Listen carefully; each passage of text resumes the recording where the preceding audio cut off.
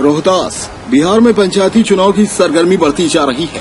बिहार में पंचायती चुनाव की घोषणा के बाद ही पंचायतों में गहमागहमी बढ़ गई थी।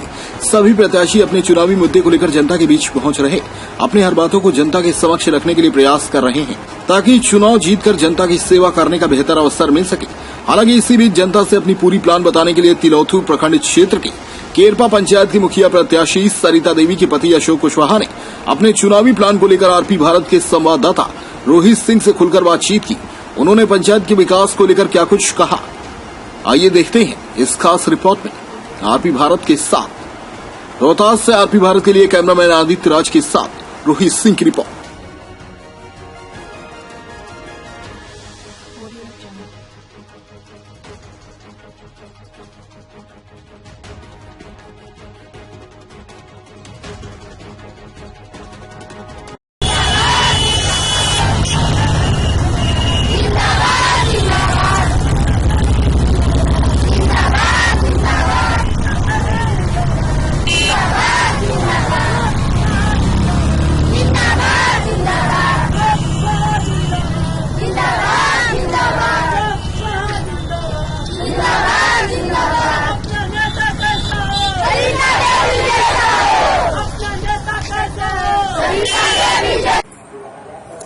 नमस्कार, आप देख रहे हैं आरपी भारत और मैं हूं आपके साथ रोहित।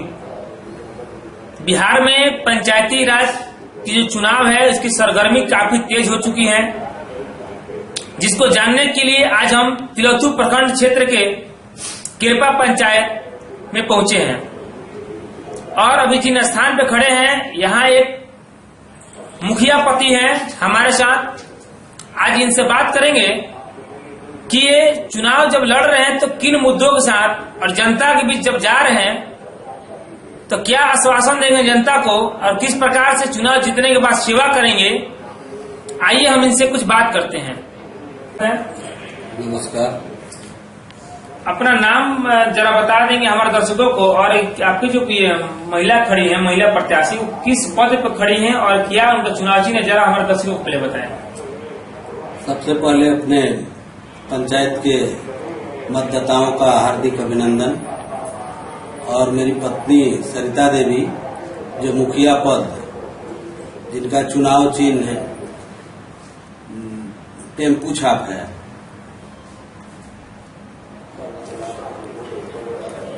ये बताइए कि आप चुनाव लड़ रहे हैं, इसका क्या कारण है? मतलब कैसी आपके मन में बात आई कि हम भी चुनाव लड़ें और जनता के बीच जब जा रहे हैं तो किन मुद्दों को लेकर जा रहे हैं?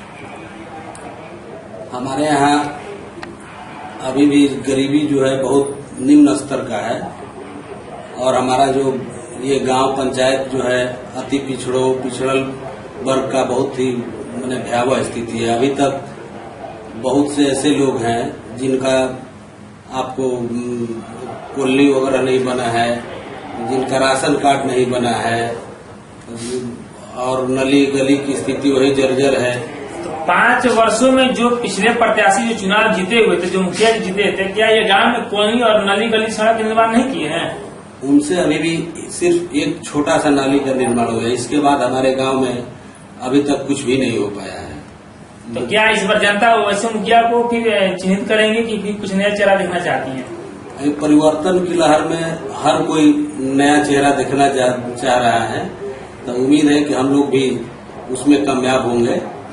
यहाँ तो महिलाओं के प्रति, हालांकि जो महिला जो सीट है ये आरक्षित है, तो महिलाओं के प्रति कैसे आप लोग काम करेंगे? मतलब चुनाव जीतने में जो महिला है उनको की सेवा कैसे दे पाएंगे, किस तरह से?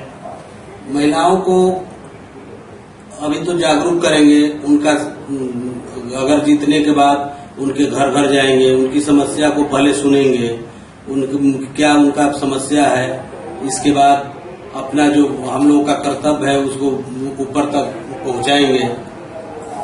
जो बुजुर्ग व्यक्ति हैं जिनकी उम्र 60 वर्ष है, वैसे व्यक्तियों के लिए आपके पास क्या विचारधारा है कि चुनाव जीतने के बाद वैसे व्यक्तियों का आप क्या करेंगे? क्योंकि बुजुर्ग लोगों का बुढ़ापे में सहारा बहुत कम मिलता है, तो अक्सर लोगों का ये होता है कि मुखिया जी के पास जाएं, मुखिया जी हमें कुछ बनवा देते हैं, कुछ सरकार से सहायता राशि मिलता है ताकि मेरा जीवन यापन जो अच्छे से चल सकता। तो वैसे में बुजुर्गों के लिए आप क्या करेंगे? जो सरकार का जो नियम है वृद्धा पेंशन, अभी भी जो 60 वर्ष से ऊपर के लोगों का वृद्धा पेंशन जो है, बहुत से ऐसे लोग हैं हमारे क्षेत्र में जो कि अभी वंचित हैं। जिनका राशन कार्ड अभी जिनको मिलना चाहिए अभी उनका राशन कार्ड से वंचित है। ये सब जो सरकार की नीति है उन पर काम करेंगे ताकि हर घर में हर लोगों तक पहुंचे। इस पंचायत में युवाओं की संख्या हमने काफी देखा, मतदाता में जो युवा है काफी संख्या में है, तो युवाओं का भी काफी ना ये उम्मीद है कुछ मुखिया जी लोगों से कि जीतने के बाद हमें कुछ न कुछ मिलेंगे। तो ऐसे में युवाओं के लिए क्या आपका विचार है? युवाओं के लिए सबसे पहले तो जितने भी जो पढ़ने वाले बच्चे हैं जो 18, 20, 25 साल के, उनके लिए हर गांव में अपने पंचायत के हर गांव में लाइब्रेरी की व्यवस्था, कम से कम वहां पर बच्चे जाएं, कुछ पढ़े लिखे, जो भी स्कूल में कमियां हैं, जो शिक्षक सही ढंग से नहीं पढ़ा रहे हैं, ये सब विषय पर हम लोग मैंने बहुत उचित काम किया जाएगा। कुछ महिला हैं जो घर में बैठी रहती हैं, उन्हें काम नहीं मिलते हैं, जिसके कारण उनके घर में स्थिति है जो काफी खराब हो जाता है। तो ऐसी स्थिति में आप वैसे महिलाओं के लिए क्या कुछ कदम उठाएंगे सरकार से? बहुत सी ऐसी संस्था चल रही है सरकार के अंतर्गत जो कि लोगों को तक पहुंचने में बहुत कठिनाई होती है। उस विषय पर हम लोग अपने जिला से अपने राज्य से कोशिश करेंगे उन सब महिलाओं को कुछ न कुछ काम मिले। सूत काटना हो गया या छोटा छोटा काम जो है अपने अपने घर में रह के काम कर सकती है। छोटे मोटे उद्योगों को भी गांव में लाएंगे और हर महिलाओं के साथ इसको जोड़ेंगे ताकि वो अपने काम करें। ये तो बहुत आपका अच्छा प्लान है। ये बताइए कि जो कन्या है जिनका विवाह हो जाता है, गरीब घर के हैं, तो ऐसे में उनके लिए आप क्या प्लान कर पाएंगे? अभी भी हमने देखा है कि बहुत से ऐसी कन्याएं जो बच्चियां हैं जिनकी शादी हो गई है और सरकार से जो प्रोत्साहन राशि मिलती है आधा से अधिक लोगों के पास नहीं पहुंच पाता है। हम कोशिश करेंगे कि सबको इसका लाभ मिले ताकि आगे भविष्य उसका बना रहे। सरकार के द्वारा तो पशु के लिए भी कई सारी योजना आए हैं, उनके इंश्योरेंस करना, हालांकि पशु पे सरकार ने कुछ ऋण भी देती है ताकि लोग इसको लेकर और अच्छी मात्रा में दूध का ये बिजनेस कर सके, व्यापार कर सके। तो ऐसे में आप क्या कर पाएंगे? क्योंकि अभी तक आपके पंचायत में किसी व्यक्ति के पास जब हम गए तो ऐसा कुछ मिला नहीं हमें। अक्सर कई सारे आपके गांव में भी मैंने चौपाल लगाया, आपके क्षेत्रों में लगाया, तो लोगों ने कहा कि अभी तक हम लोग को सरकार के द्वारा कोई भी ऋण मिला नहीं है। तो ऐसे में आप क्या उनके लिए कुछ कदम उठा पाएंगे? है जिसमें गौशाला वगैरह बनवाया जाएगा, जिसमें जो लोग दूध का उपयोग कर सके, बेच सके, उससे अपना जीविकोपार्जन का साधन उपलब्ध कराया जा सके। आपकी पंचायत में हर पगडंडी जो है, जो रास्ते हैं, सड़क काफी टूटे फूटे हैं, नाली जो है कहीं मरम्मत ही नहीं हुआ है। तो ऐसी स्थिति में क्या कर पाएंगे? नल जल की तो स्थिति पूरा बद से बदतर है। हमारे गांव में अभी भी नल जल की ऐसी स्थिति है 7 निश्चय योजना के अंतर्गत कि अभी भी गली में पानी भरता है।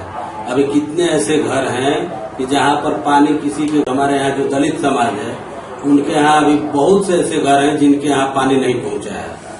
केलपा पंचायत में अगर मतदाता की बात करें तो इसमें युवाओं की संख्या ज्यादा दिख रही है। तो ऐसे में आप युवाओं के लिए क्या करेंगे?